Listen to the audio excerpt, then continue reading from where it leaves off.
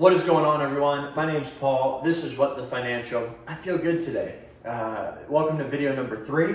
Sorry I missed last week.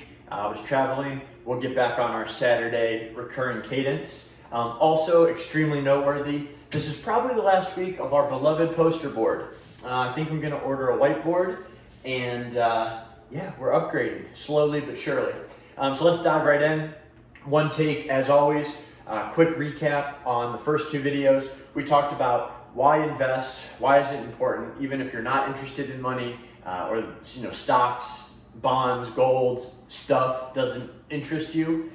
It's important from the perspective of having a retirement or having a large sum of money that you save up allows for you to get your time back. I think as a broad statement, most of us want to do what we want to do exactly when we want to do it. So let's get our time back. How do we do it? What's the first step? Opening the brokerage account, doing some basic reading. We do need to have a high level understanding of what we're doing to accomplish this stuff. And then your first $100,000. I think the theme of last video is there's a lot out there that's going to be interesting. You're going to see these things, you're going to see plenty of people post that they made a whole bunch of money in 10 days, or they traded options, or they're doing crypto. And for your first $100,000, don't play with snakes. Do some people play with snakes and avoid getting bit? Absolutely. But if I told you that I had a better way to get from New York to Florida, and you asked me what it was, and it was, well, you just go 120 miles an hour instead of 60, you'd probably think the risk reward there isn't quite worth it. Focus. Buy a collection of businesses that produce something. Then later videos we can talk about investing in individual companies, or maybe something that's a little bit more risk exposed than your first 100K. Lock that in first. So last week's video, maybe we got a little ahead, but this video at least paired very well. How do I save money? Are my finances good? Are they bad? What should I be doing? Should I not be doing? And I think this comes back to a core exercise. Everybody should do it. I should do it today. You should do it. And be super honest with yourself. I don't know. I can't hear you. But answer this question. Have you ever looked at a monthly bank statement or credit card statement or whatever and said, okay, this is all the money that I made. This is my money in. This is my money out. Everything. Insurance, car payment if you have one, groceries, restaurant, miscellaneous. Knowing your numbers is the first thing that you have to do. I think the overwhelming feeling for a lot of folks is, well, this sounds great, but I don't have any money to save. This sounds good, but can I afford it? And I really think not enough people know your numbers. You're managing your own little business of personal finance. First step in owning your business is knowing your numbers. So what does this mean, and what are some principles that we can use to dial this in a little bit better? Maybe there's some mistakes that we can discuss avoiding. So the in and out exercise is super easy. It is quite literally, all right, let's say you bring home $2,000 a month, okay? And then you go through and talk about your big expenses. Let's say you have rent or a mortgage. Rent is $1,000 a month. I wish, right? Just as examples, you've got your car, which is running you, $300 a month. You have your phone, which is $100 a month. You've got food, which is $400 a month, $100 a week, whatever. $1,000, $1,300, $1,400, $1,800. I have $200 a month left over. And if you think you have $200 a month left over and you don't, you need to dig into your numbers.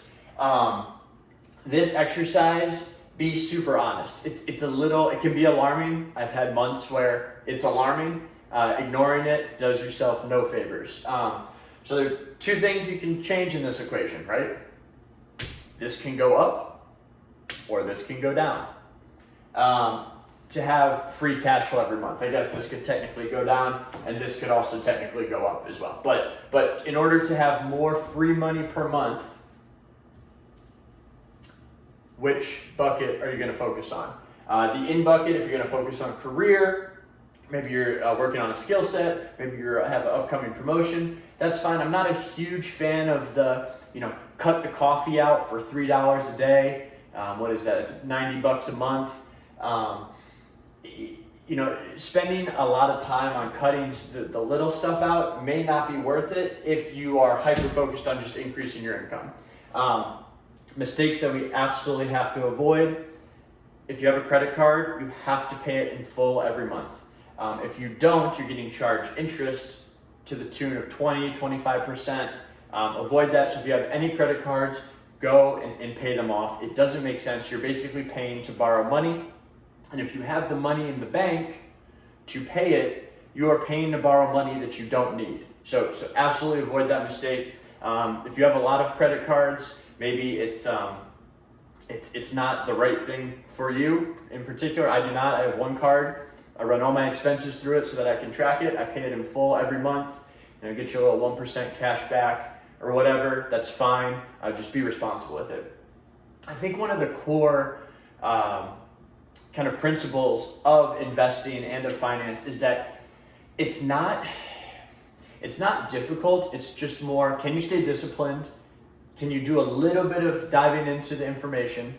And it's a behavioral thing. It's not, anybody can change your salary. Anybody can tailor their expenses. But if you have $10,000 sitting in the bank and you have a $2,000 credit card bill and you're just paying the minimum and you're saying, psychologically, I just can't get rid of this $2,000. I don't want my bank to be at $8,000. That's where people run into trouble. So a lot of psychology in this. The number 2 thing, unfortunately, because I am a car guy, that you have to avoid, do not overspend on your car. Think about your daily commute. A lot of us work from home now. And when you take out a loan or you lease a car and you think of it in terms of monthly payments, you may go out and buy a car that's a little bit more than you can chew. So cars and credit cards are probably your 2 biggest areas of trouble. So try to keep those dialed in. I guess I can go more in depth. Again, I want to keep these videos relatively short. So if we have specific action items for this video, it is do this exercise, do your in, do your out, pay off all your cards, and then the third thing that I would look at is try to make this automatic. Can you contribute $100 a month of this to your portfolio? You should do it. Can you do $200 a month? You can set up a recurring payment.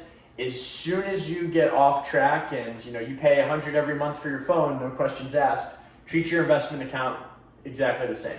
You can adjust it up, but start small, have a minimum that you're going to contribute at least until that first 100,000. So hope this is helpful. Let me know how the exercise turns out. I had a lot of you reach out just via either Instagram or texting me. So really happy to talk through some of this. This was great.